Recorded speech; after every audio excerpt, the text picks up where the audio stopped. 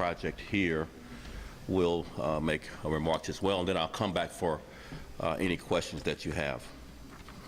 Let me start by saying gun violence continues to be significantly down in Chicago.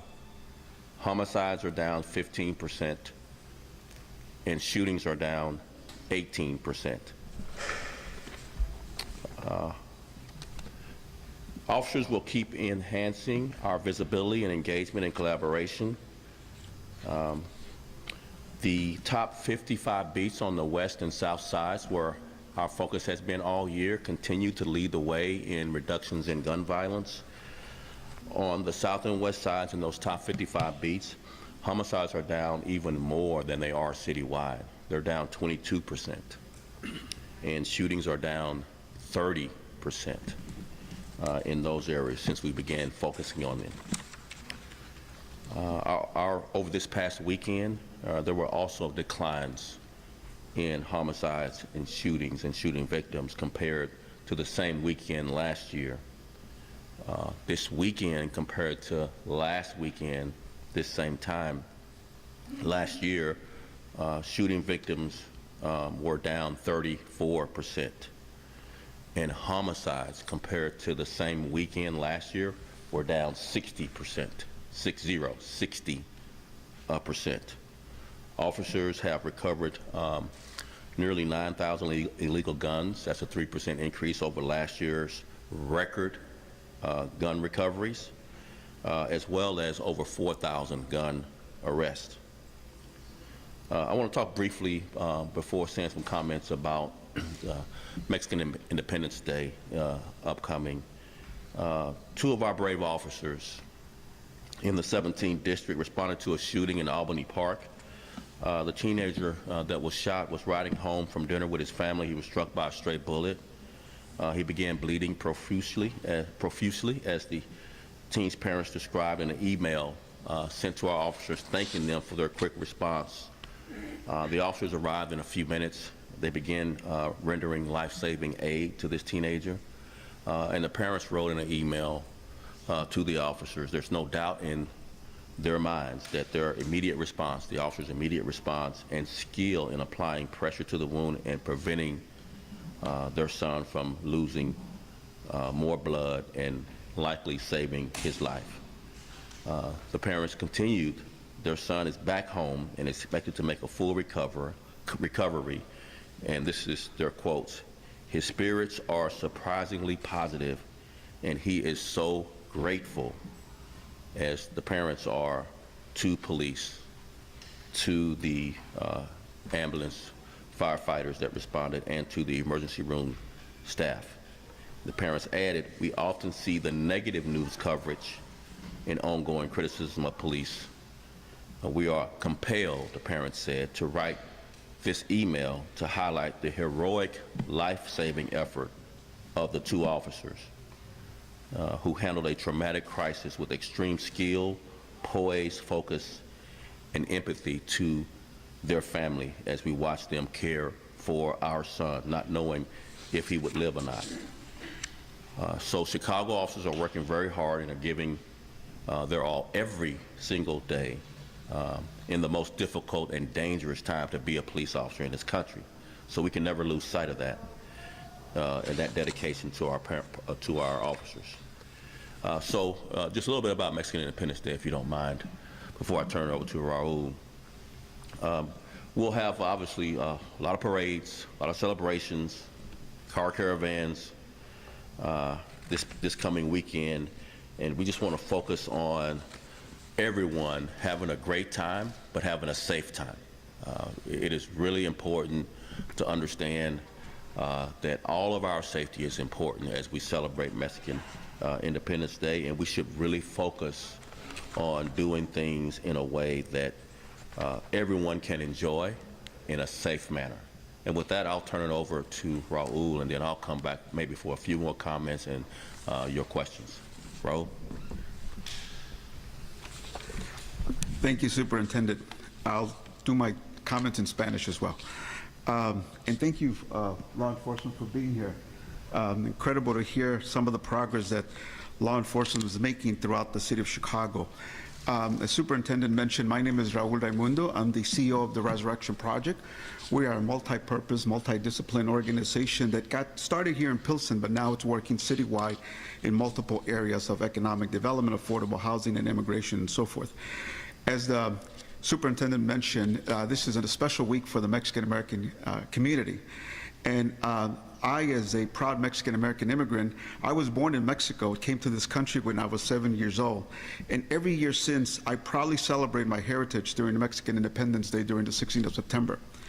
But I am here to encourage, as the superintendent has said, my friends, my colleagues, my neighbors, to celebrate your heritage, but do so with respect, serenity, and most importantly, in a peaceful way. Our law enforcement authorities have tremendous responsibilities keeping us all safe. Let's do our part so that we can celebrate proudly our heritage in a safe way. It's probably befitting that we're here in Pilsen because of the high school Benito Juarez that has been built here, and I'm a proud graduate of that high school. And Benito Juarez is among one of the greatest presidents of Mexico. And he said, among individuals as among nations, and I will add communities, respect for the rights of others is peace. Buenos días, mi nombre es Raúl Raimundo, soy el director ejecutivo del proyecto Resurrección, una organización con múltiples programas que no nomás trabaja aquí en el área de Pilsen, pero también en el área de Chicago. Soy inmigrante mexicano, orgulloso. Llegué a este país cuando tenía 7 años y desde entonces estoy celebrando mi herencia mexicana durante el 16 de septiembre. Pero estoy aquí para hacer un llamado a todos mis colegas, amigos, vecinos, que es importante celebrar nuestra herencia y nuestra cultura, pero hay que hacerlo con de una manera pacífica, de una manera para que tengamos un orgullo mexicano con cultura mexicana, pero con paz. Nuestras autoridades policíacas tienen enormes responsabilidades para mantener la paz y la seguridad en nuestras vecindades. Hay que celebrar nuestra independencia, nuestro orgullo, nuestra herencia con respeto y paz. Y hay que recordar lo que dijo un gran presidente mexicano, Benito Juárez. Aquí en Pilsen se construyó la escuela Benito Juárez, la secundaria, fue orgulloso de ser graduado de esa secundaria. Y él dijo, entre los individuos y las naciones, y yo voy a guiar comunidades, el respeto al derecho ajeno es la paz. Gracias. Before I take questions, just a couple of more comments on a topic that I really want to share with the public through media is on police recruiting. So as you know, nationally, there's been quite a struggle in recruiting officers to police departments across this country. These last 4 or 5 months, Chicago Police Department's recruiting has really turned a corner in a positive way. At this point this year, we've recruited and hired more new Chicago police officers than we did in all of 2019. I'll say it one more time.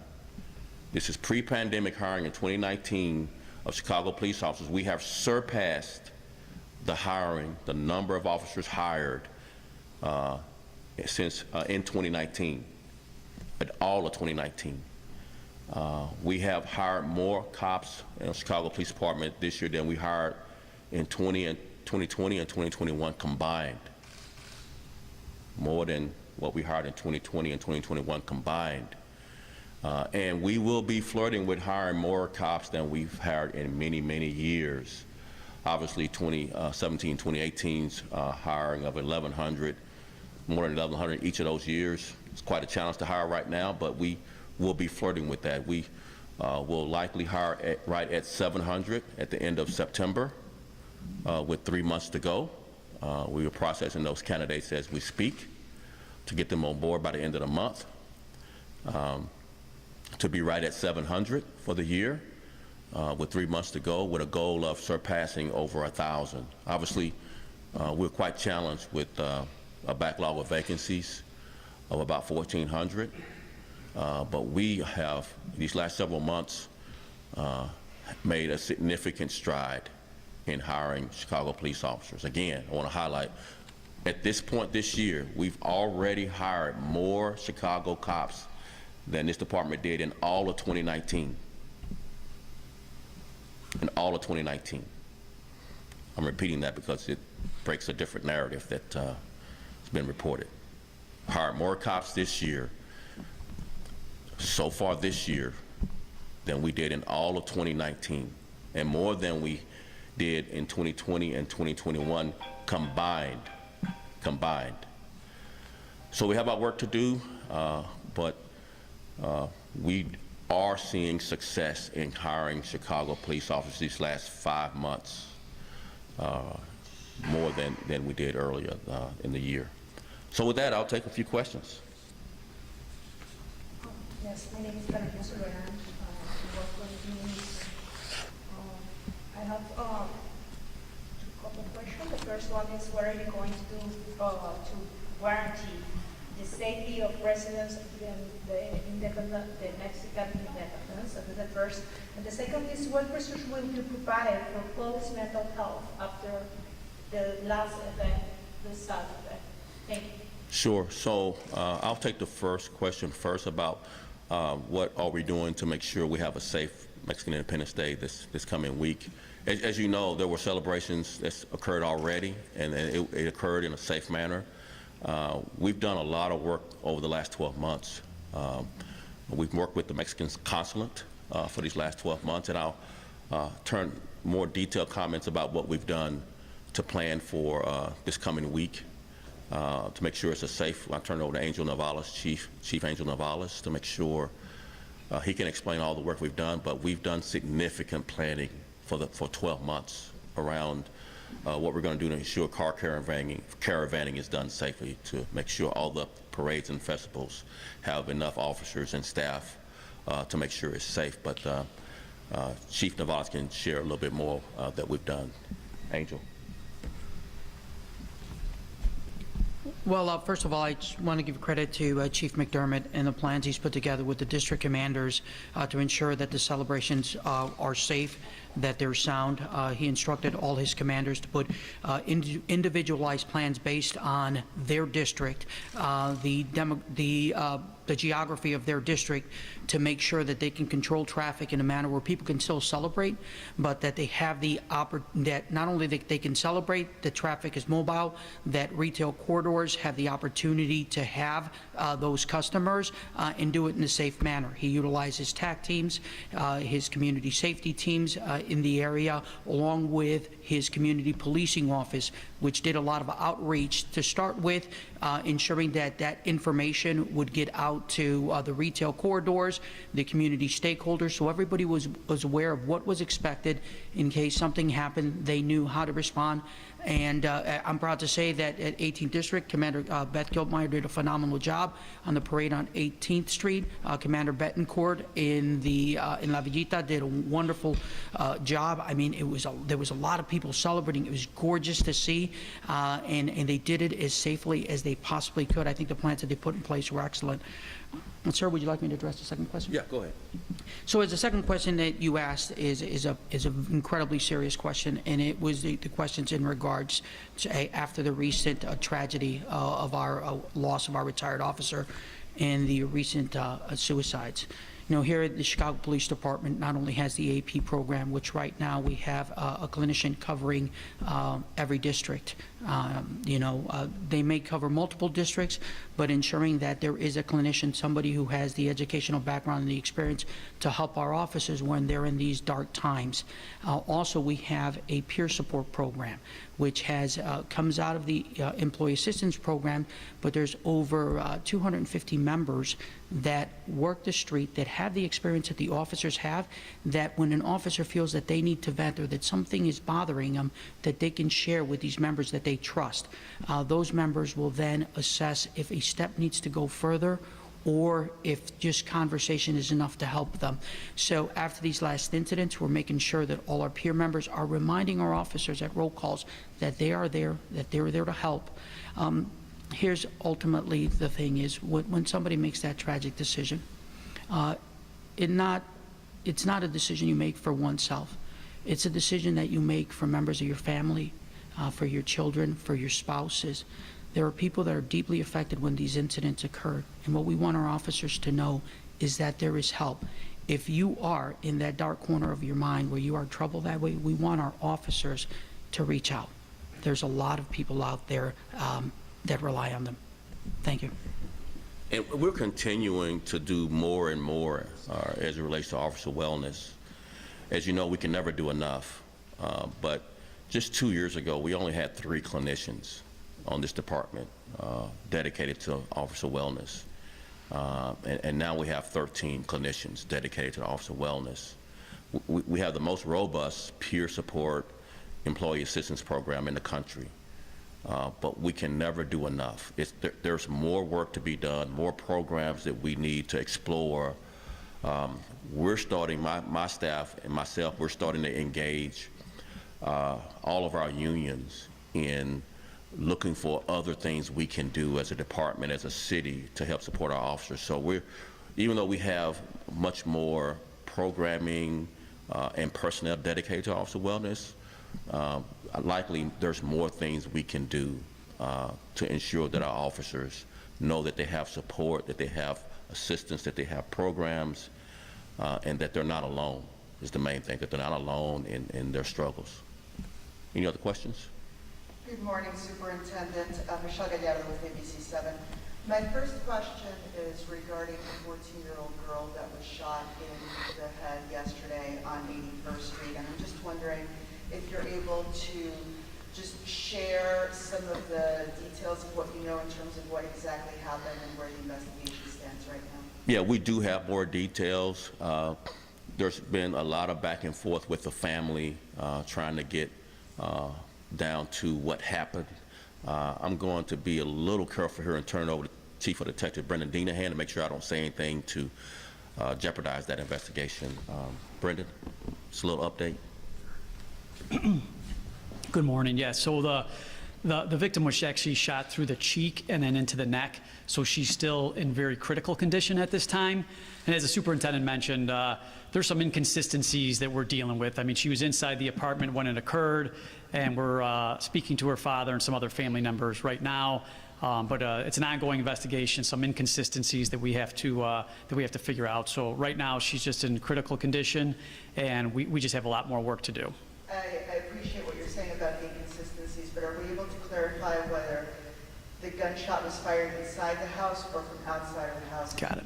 Yeah, so we definitely believe that it was fired from inside the apartment, the residence, and she was struck while she was inside that residence. And the rest of it, like I said, unfortunately, is a lot of inconsistencies we have to clear up. But it wasn't a random act where people were shooting outside and it came through. That's not what occurred. Okay, thank you. And Superintendent, my second question for you is related in the sense of the high number of teenagers, of minors that we've seen involved, both on the receiving end and also as perpetrators of violence over this past weekend. I appreciate what you're saying of the reduction in numbers of homicides and shootings that we've seen compared to last year, but certainly when we look at the number of minors involved in these incidents over the last weekend, it's still alarming. And I'm wondering if the police department approaches these incidents that involve minors in a different way, or is it in the same way as you would? So as I mentioned, kind of citywide contrast with individual incidents happening and the overall significant decline in both shootings and homicides, that also applies to juveniles victims. There's a significant decline in juvenile victims to both shootings and homicides this year as well. But we do obviously take very seriously every single incident. And there's a little bit of, easy to conflate when a single incident happens, that it's happening on an increasing basis when actually just the opposite is happening in a more significant way as it compares to young people. So juvenile, gun violence is significantly declining in this city, as well as overall gun violence. But these incidents that's happened recently, we approach very seriously. Obviously, many of our officers are parents. And so obviously, this has a significant effect on us as police officers, but as people, much more. And we do all we can to bring those to justice that are the offenders in these cases. And we've done that much more than we have in the past this year, but we have a lot of work to do. Oftentimes, there's various reasons, not a single reasons why juveniles are either victims and or offenders of gun violence, and we take it very seriously. and we are continuing to make progress in this area despite the recent rash of juvenile gun violence these past few days. Superintendent Sean Lewis from WGN. Good morning. Good morning. Going off of what Michelle said, and we do appreciate the numbers that you give us every week of homicides and shootings being down. 15% down for homicides, 18% down for people being shot. You said those are over last year's numbers? Yes. That were at a 25-year high? So they're over last year's numbers, yes. All right. All right. Just wanted to make sure that we're working off of those numbers. You didn't get the context, so I just wanted to make sure Right. you had that. When it comes to the number of officers being hired within the department, obviously we are, staffing remains lower than what one wants, especially you in the department. When we're talking about the number of rank and file officers, it has been, we've seen quite a few officers leaving the department with years of experience. How does that change the department when you have a number of rookie officers coming into the department as far as not having that experience with the community, not having that experience being a law enforcement officer? Sure. That's one way to look at it, that you're losing experience, obviously, and of course, attrition occurs every year. So every year you're always losing experience. This year's no different than years past. But one way to look at it is you're losing experience. Another way to look at it is you're gaining diversity. Again, we have really focused on changing the culture here. We're under a consent decree to change the culture of this department. So likely the benefit of it is obviously we get an opportunity to hire new officers who only know the new policies that we put in place. They don't have the the old policies as part of their muscle memory. We have so easier acclimated to new policies, easily acclimated to changing the culture. Obviously, we're losing experience, which is one way to look at it. It's obviously actual true. It's true. We're losing experience, but there's some benefit to hiring a diverse workforce, especially under consent decree with new policies being put in place. And that's the policies, that's all they ever know. But again, it's about 6% of the department we're talking about that left. So another way to look at that, 94% of the experience stayed. So we're not losing large portions of the department's experience. We're losing about 6% of the department's experience, which means we also are keeping 94% of the department's experience. So I think the balance is such that growing the department in a much more diverse way is actually a benefit. And back to your first point, we're always comparing crime statistics to last year. That never changes. So when you report what we're saying about a decline in a percentage decline, it's always compared to last year. We don't try to change that narrative. It's just last year was up, and this year is significantly down. We're one of the few cities that's got a double-digit decline in both shootings and homicides. The last 60 years, there's only been like 10 times where you had double-digit declines in homicides in this department, in this city. So we're trying to motivate our officers. I know how we talk about it can be negative, but it's the most difficult time to do this work, and it's significantly more dangerous to do this work. So I don't think there's anything wrong with giving our officers credit when they have a double-digit decline in both homicides and shootings compared to last year. There might be some negative to that because last year was an increase, but this year is a double-digit significant decline. It's only happened 10 times the last 60 years. Let's give these officers some credit and some motivation. The other question for you is about the number of shootings we had. We had more than 30 people shot over the weekend, at least six of them minors. As a father, that has to hit you. It does. It does. It does. Again, we take it very seriously. We're doing a great job from an investigative standpoint of bringing people to justice. Over 50% clearance rates on our homicides so far this year. We want more. we want a higher percentage. But we are bringing people to justice. I have a laundry list in my notes of people we've charged with first-degree murder this past 7 days. And so our detectives are doing the great work of making sure people are not getting away with the crimes that they do commit. Yes. Hey, Superintendent Thomas, Sun-Times. You know, my first question is, obviously there's been these noted decreases in shootings and homicides, you know, after the COVID surge that we saw, but we're now hurtling towards the 500 mark, which has always kind of been this great milestone.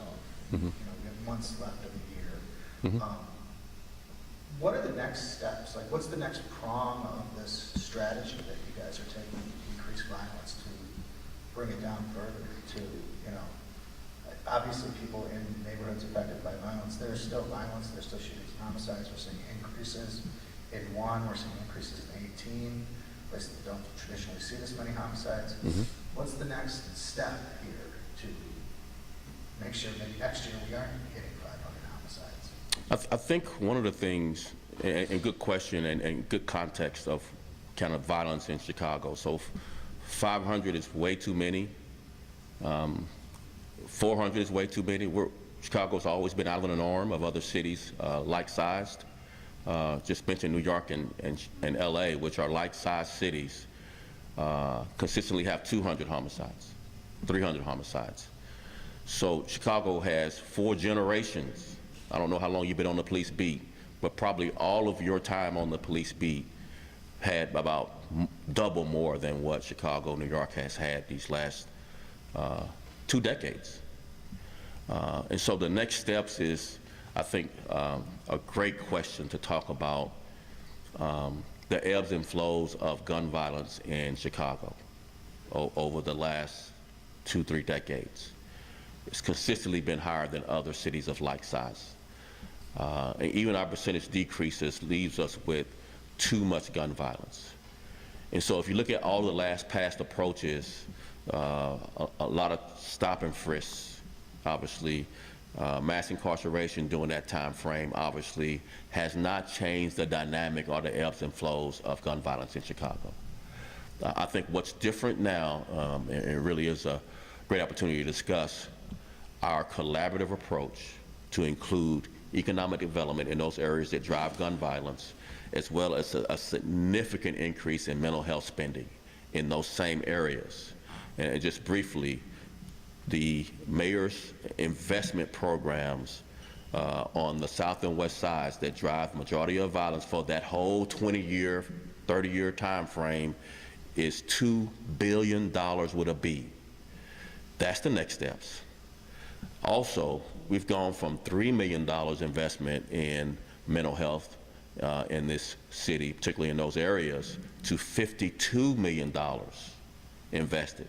So the next steps are collaborative of policing with economic development and mental health development. I think that's what's different, not a return to mass incarceration and or stop and frisk, which did not move the needle over large periods of time. There might have been dips, but then there were back to what is too many people harmed by gun violence. And so that's what's different. It has taken time, economic development, where people in these neighborhoods have been disinvested and disenfranchised for generations. It's not going to be undone in the blink of an eye. But $2 billion, that's $2 billion with a B, investment in these neighborhoods who they haven't seen this kind of investment ever in this city. It's really been a tale of two cities, as you know. That's what's different, that it's not just policing, it's policing with collaborative with economic development, as well as significant increase in spending in quality mental health care for people in these neighborhoods who are being affected by this gun violence for generations without significant spending on mental health and or economic development. To really bring the city together so that one young person sees an opportunity to participate in a democratic process like maybe another does on the other side of town. So that's the next steps are, obviously, we're focused on CTA, which starting to see some improvement with the reductions in homicides and other violence, robberies this month, and in the Loop, which has seen obviously way too high of increase in overall crime, and we're starting to see some declines there as well. This is all contingent upon why I mentioned recruiting, because our staffing levels have to get back to the fully funded amount, which is 13,100 cops. So we are starting to see for these last 4 or 5 months progress in that area. We just need to finish the job. We have to stay focused on filling our vacancies. We're seeing progress. We're very hopeful. We've hired more than we hired in all of 2019 so far this year. So there's an opportunity here. We've got some momentum. We just need to finish the job. Thanks for that thorough answer.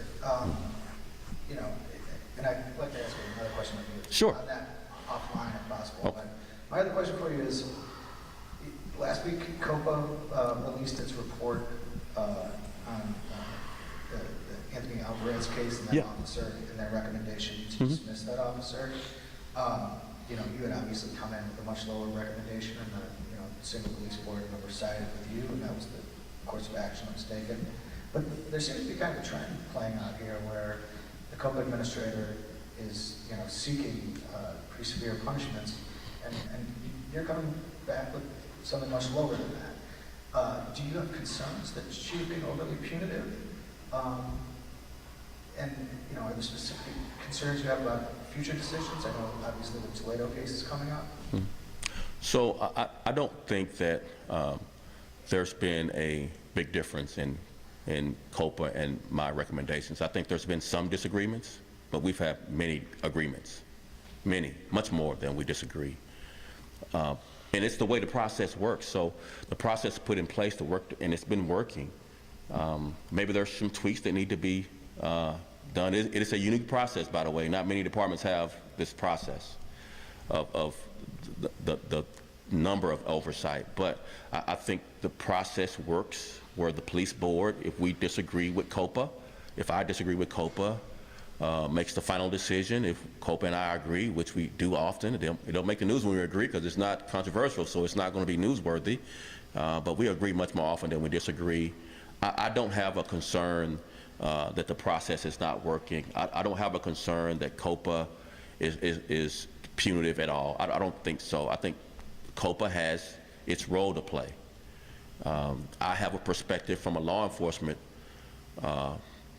position that, officers chasing someone with a gun have split seconds to make a decision. I express those in my comments on my recommendation, and they're there for anyone to read, of why I disagreed. I go point by point of why I disagreed. But we do the same when we agree. We really agree much more than we disagree, but obviously these are very newsworthy disagreements. And the police board actually makes the final decision. So I don't have a concern if that's your question. I don't. Yeah. Thank you all very much. Oh, we have one more? I'm sorry. You were standing. I should have saw you. Thank you. Good morning. Good morning. Rios with Telemundo. Going back with the Mexican Independence Day celebration, Yeah. I would like to know if there's any specific detail that you can share regarding the downtown area for the night of El Grito or the Mexican Independence Day, especially after last year when hundreds of cars with flags show up and the police ended closing multiple streets in the downtown area. But you can say to the residents and the people probably are going this year again. Yeah, so Mexican Independence Day really, it involves a lot of traffic planning. It really is the challenge for us is several hundred cars want to celebrate. While at the same time, people want to get home when they get off work, or people want to get to work in several parts of our city, especially our downtown, and many times there's a lot of traffic congestion around this celebration. Chief McDermott is Chief of Patrol. Brian's worked tirelessly to put in traffic plans to try to alleviate where we can, normal traffic flow. But with several hundred cars celebrating, it just looks messy. Even if it works well as far as safety is concerned, it's going to look messy because there's a lot of cars that just cause congestion beyond the normal rush hours. I don't know, Brian, you want to comment a little bit more about what we've done downtown to help out with this traffic challenge? Yeah, so just to clarify, it's several thousand cars, Yeah. not hundreds, and it's in multiple areas of the city. So there's not much more additional I can comment on other than we do have a plan in place. It's a coordinated effort with OAMC. We've been planning for this, like the superintendent and Chief Navarro said, for probably 6 or 9 months. We've had multiple meetings. Every district in the city does have an individualized plan for their specific areas. Each area deputy chief has a specific plan to mobilize additional resources, not only in the central business district, but each of the city's 5 areas. So we will focus on enforcement. We're not going to let people take over the corners. We will focus anyone, with the drifting and drag racing or unlawful covering of the plates. We will impound those vehicles and tow them, and we will work tirelessly after the fact to identify any cars engaged in illegal activity to do follow-up with our caravan task force through our SDSC rooms. We will identify these cars, people engaged in this activity, and we will impound their cars, and these people will face fines of up to $10,000. But at the same time, we're really just out there providing for the safety of the city and for the safety of the caravan. So if they want to, people are going to peacefully celebrate, we're out there basically to facilitate that and just keep traffic moving throughout the city the best we can. But it's going to look messy. It's not going to look clean. It's a lot of cars descending on any area of town, whether it's downtown or any neighborhood. It's going to create some congestion. I think we're done with questions. Thank you all so much. I appreciate it.